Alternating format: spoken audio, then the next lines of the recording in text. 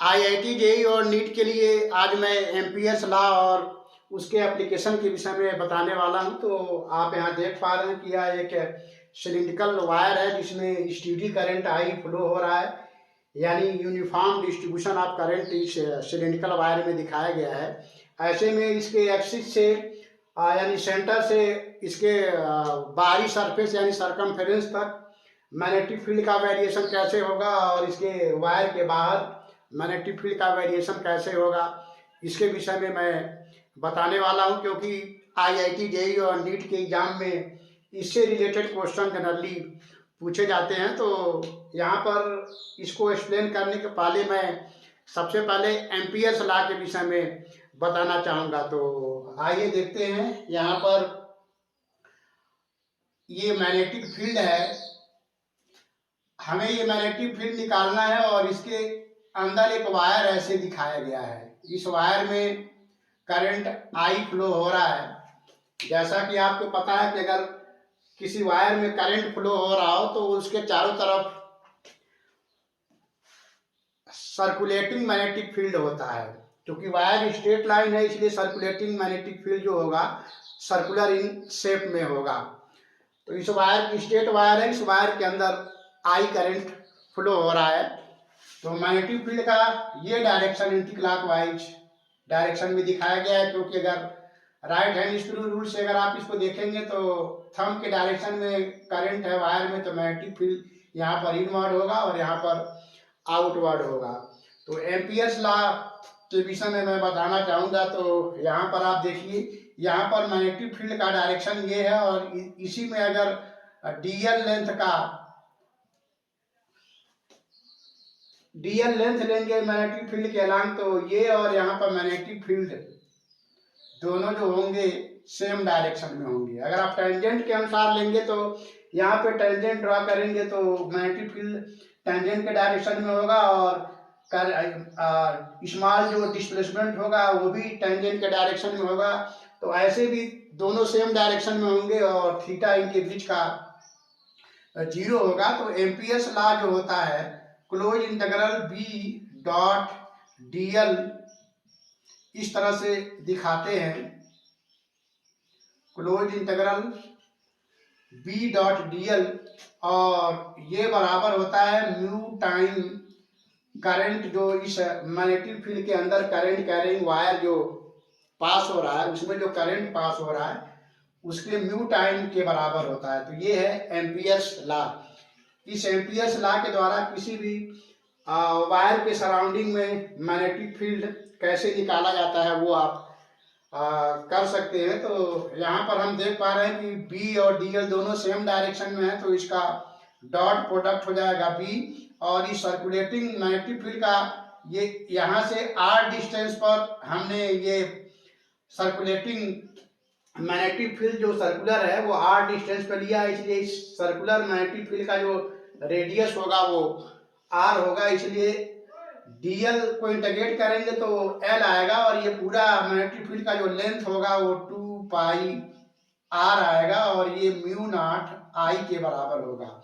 तो इस तरह से यहाँ पर मैग्नेटिक फील्ड का मैग्नीट्यूड आप निकालेंगे तो ये हो जाएगा mu naught I upon 2 pi R. तो इस प्रकार आप देख रहे हैं कि मैग्नेटिक फील्ड यहाँ पर बी प्रोपोर्शनल 1 बाई आर के बराबर आ रहा है। अब ये है एम्पियर्स लॉ का एप्लीकेशन। तो इस एम्पियर्स लॉ का एप्लीकेशन करके आप यहाँ पर यूनिफॉर्म करंट डिस्ट्रीब्यूशन जो सिलिंड्रिकल वायर रख रहा है इसके अंदर और बाहर मैग्नेटिक फील्ड निकाल सकते हैं। एम्पियर्स लॉ को थोड़ा सा और आप चाहें तो एक्सप्लेन कर सकते हैं। इसमें कई वायर अगर आप रख लें तो मान लीजिए एक वायर है, इसमें करंट इसमें I1 आ रहा है, इसमें करंट I2 जा रहा है और यहाँ एक वायर है इसमें करंट जो है I3 आ रहा है नीचे की तरफ। अब यहाँ पर एम्पियर्स लॉ अगर आप रिप्रेजेंट करेंगे तो इसको ऐसे दिखाया जा सकता है। तो पहले एम्पियर्स लॉ के विषय में समझना जरूरी है। तो यहाँ पर आप देख पा रहे हैं कि अब एम्पियर्स लॉ को हम लोग लिखेंगे तो ये हो जाएगा बी डॉट डीएल का close integral mu time I1 और I2 अपवर्ड है तो प्लस होगा और I3 माइनस से नीचे आ रहा है तो इसको माइनस कर देंगे। तो ये एम्पियर्स लॉ ऐसे आप रिप्रेजेंट करेंगे। तो इस केस में एम्पियर्स लॉ को इस तरह से रिप्रेजेंट किया जाएगा। तो जो करंट इनवर्ड आ रहा है उसको निगेटिव लेंगे, जो करंट वायर जो ऊपर करंट ले जा रहा है उसको प्लस लेंगे, तो म्यू टाइम दिस हो जाएगा और बी डॉट डीएल इस तरह से आप। अब अगर इस तरह से यहाँ पे मैग्नेटिक फील्ड निकालेंगे तो फिर B 2 pi R equal to हो जाएगा mu naught I1 plus I2 minus I3 और इस प्रकार बी यहाँ पर मैग्नेटिक फील्ड की वैल्यू हो जाएगा mu naught I1 plus I2 minus I3 upon 2 pi R. तो हम समझते हैं एम्पियर्स लॉ का एप्लीकेशन आप समझ पाए होंगे। तो इसको मैं मिटाता हूँ और अब हम सिलिंड्रिकल वायर जो यूनिफॉर्म करंट डिस्ट्रीब्यूशन के साथ दिखाया गया है उसमें वायर के अंदर और बाहर मैग्नेटिक फील्ड का कैसे एक्सप्रेशन प्राप्त किया जाएगा उसके विषय में मैं बात करता हूँ। तो इस तरह के क्वेश्चन जनरली IIT और नीट के एग्जाम में आते हैं। तो अब आप यहाँ देख पा रहे हैं कि अब हम इस सिलिंड्रिकल वायर जिसमें यूनिफॉर्म करंट डिस्ट्रीब्यूशन आई दिखाया गया है, जो पूरे वायर के थ्रू यूनिफॉर्मली डिस्ट्रीब्यूटेड है और अपवर्ड डायरेक्शन में करंट इसमें जा रहा है, इसको यूनिफॉर्म करंट डिस्ट्रीब्यूशन आई के साथ या steady state flow of current बोलते हैं।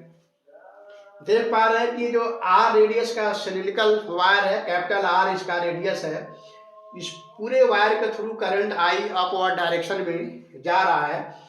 तो अब हम यहाँ पर वायर के अंदर यहाँ पर मैग्नेटिक फील्ड निकालना चाह रहे हैं। तो ये मैग्नेटिक फील्ड लाइन को इस तरह से सर्कुलर दिखाया गया है क्योंकि कोई भी स्ट्रेट वायर अगर है तो उसके अंदर और बाहर सर्कुलर डायरेक्शन में मैग्नेटिक फील्ड लाइंस होंगे। यहाँ पर अपवर्ड जा रहा है इसलिए एंटी क्लॉकवाइज डायरेक्शन में यहाँ पर मैग्नेटिक फील्ड लाइन होगा एंटी क्लॉकवाइज डायरेक्शन में। तो एंटी क्लॉकवाइज डायरेक्शन में बताने के लिए हम यहाँ पर इसको ऐसे दिखाएंगे, तब आपको यहाँ फिगर में एंटी क्लॉकवाइज डायरेक्शन दिख रहा होगा। तो करंट ऊपर जा रहा है इसलिए इसमें एंटी क्लॉकवाइज डायरेक्शन में मैग्नेटिक फील्ड लाइन होगा। तो यहाँ पर मैग्नेटिक फील्ड हमें बताना है। तो सबसे पहले इतने पोर्शन में ये जो आपको सर्कुलर पार्ट दिखाया गया इसमें कितना करंट जा रहा है वो निकालना होगा।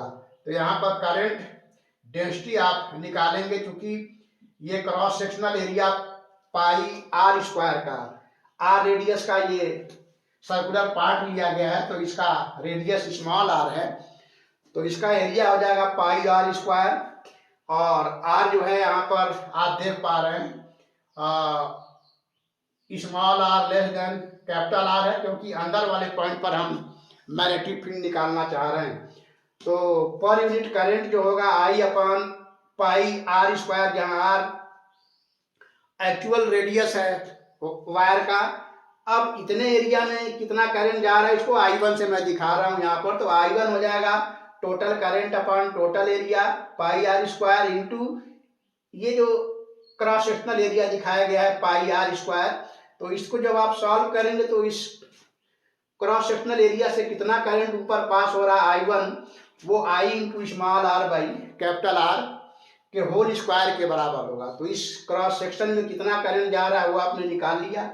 अब यहाँ पर मैग्नेटिक फील्ड बी और इस सर्कुलर पार्ट का जो स्मॉल लेंथ लेंगे डीएल, तो magnetic field be inside point पर यहाँ पर डॉट डीएल का क्लोज इंटीग्रल म्यू टाइम इस क्रॉस सेक्शनल एरिया में कितना करंट ऊपर जा रहा है I1 टाइम के बराबर होगा।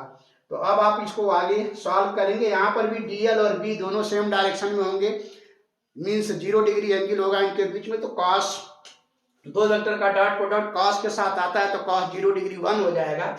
इस प्रकार be inside into total length इस सर्कुलर मैग्नेटिक फील्ड का जो अंदर लाल से दिखाया गया है वो 2 पाई आर के बराबर होगा। तो बी इनसाइड यहाँ पर into 2 pi small R equal to mu time I1, और I1 की वैल्यू यहाँ से पुट करेंगे I into small R by capital R का होल स्क्वायर हो जाएगा। अब यहाँ से बी इनसाइड स्मॉल आर और एक स्मॉल आर कैंसिल हो जाएगा, और बी इनसाइड इस पॉइंट पर मैग्नेटिक फील्ड की value mu naught I small R upon 2 pi capital R का स्क्वायर, जहां small R less than capital R है, क्योंकि हमारा जो पॉइंट है वो वायर के अंदर है, तो अंदर वाले पॉइंट पर मैग्नेटिक फील्ड निकालना है।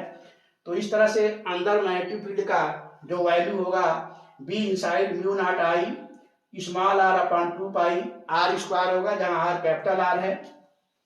तो इस प्रकार आप देख पा रहे हैं कि बी जो है यहाँ पर अंदर प्रोपोर्शनल टू आर आ रहा है, स्मॉल आर जो कैपिटल आर से कम है उसके प्रोपोर्शन में है। अब हम बाहर वाले पॉइंट पर यहाँ पर अगर हम मैग्नेटिक फील्ड निकालना चाहें तो यहाँ पर हम एक ऐसे एम्पेरियन लूप बनाएंगे, ये होगा एम्पेरियन लूप, और इस एम्पेरियन लूप में अब हम देखेंगे कितना करंट आ रहा है, और इस एम्पेरियन लूप में जब हम करंट देखेंगे तो वो पूरा का पूरा करंट जो इसके अंदर आई है वो आ रहा है, और यहाँ से लेकर यहाँ तक इस एम्पेरियन लूप का जो रेडियस होगा वो आर होगा, और greater than capital R equal to capital R के बराबर होगा। तो अब हम यहाँ पर या यहाँ पर या यहाँ पर वायर के बाहर मैग्नेटिक फील्ड निकालना चाह रहे हैं, तो अब उसके लिए बाहर के लिए हम B dot D L equal to mu naught total current I आ जाएगा, क्योंकि इस केस में R equal to R greater than capital R है। तो जब हम वायर के बाहर कोई पॉइंट ले रहे हैं यहाँ पर, और यहाँ पर मैग्नेटिक फील्ड और डीएल का जो डॉट प्रोडक्ट होगा क्लोज इंटीग्रल म्यू नॉट आई, क्योंकि ये बाहर वाला जो एम्पेरियन लूप है इसके अंदर पूरा का पूरा ये करंट आ रहा है। तो इस तरह से आप यहाँ रिलेशन लिखेंगे, और इस प्रकार बी जो होगा B into 2 pi R equal to mu naught I के बराबर होगा। अब यहाँ से बी की वैल्यू आप निकालेंगे mu naught I upon 2 pi small R, जहाँ पर small R greater than R equal to capital R है। तो इसको आप इस तरह से यहाँ देख पा रहे हैं। तो बाहर किसी पॉइंट पर मैग्नेटिक फील्ड निकालेंगे तो आप देख रहे हैं ये प्रोपोर्शनल टू 1 बाई आर के आ रहा है, और अंदर जब आपने अंदर इस पॉइंट पर मैग्नेटिक फील्ड जब आप निकाले थे तो ये मैग्नेटिक फील्ड जो है प्रोपोर्शनल टू स्मॉल आर आया था, डायरेक्टली प्रोपोर्शनल टू आर, अंदर वायर के अंदर सेंटर से लेकर सरफेस तक डायरेक्टली प्रोपोर्शनल टू आर। अब बाहर मैग्नेटिक फील्ड सरफेस पर या सरफेस से बाहर, यहाँ सरफेस पर या सरफेस से बाहर 1 बाई आर के अनुसार वैरी कर रहा है। तो इस तरह से यूनिफॉर्म करंट डिस्ट्रीब्यूशन जिस वायर में हो उसको स्टेडी करंट बोलेंगे या यूनिफॉर्म करंट डिस्ट्रीब्यूशन। अब उसके अंदर से लेकर सेंटर से लेकर सरफेस तक और सरफेस से बाहर मैग्नेटिक फील्ड का वेरिएशन कैसे होता है यहाँ पर आप देख पा रहे हैं। बाई एक्सप्रेशन इस तरह से दिखाया गया, और बाई ग्राफ देख रहे हैं सेंटर से लेकर के सरफेस तक प्रोपोर्शनल टू आर है, जहाँ R less than capital R है। अब बाहर 1 बाई आर के अनुसार वैरी कर रहा है, जहाँ पर आर जो है ग्रेटर देन कैपिटल आर है। तो हम उम्मीद करते हैं कि ये काफ़ी अच्छे से आपको समझ में आया होगा। तो इस तरह के क्वेश्चन जनरली IIT JEE और नीट के एग्जाम में पूछे जाते हैं। तो ये मैग्नेटिक फील्ड का variation inside the wire and outside the wire, और ये किस तरह से आप इसको डेरिवेशन प्राप्त करेंगे, और ये फॉर्मूला आपको बार बार प्रैक्टिस करना चाहिए बनाने का, और इस तरह से ग्राफ भी आप बनाते रहेंगे तो आपके दिमाग में रहेगा। तो इस तरह के क्वेश्चन जनरली किसी न किसी रूप में जरूर पूछा जाता है। तो फिर हम मिलते हैं नेक्स्ट वीडियो में किसी और एक्सप्लेनेशन के साथ। तब तक के लिए थैंक यू।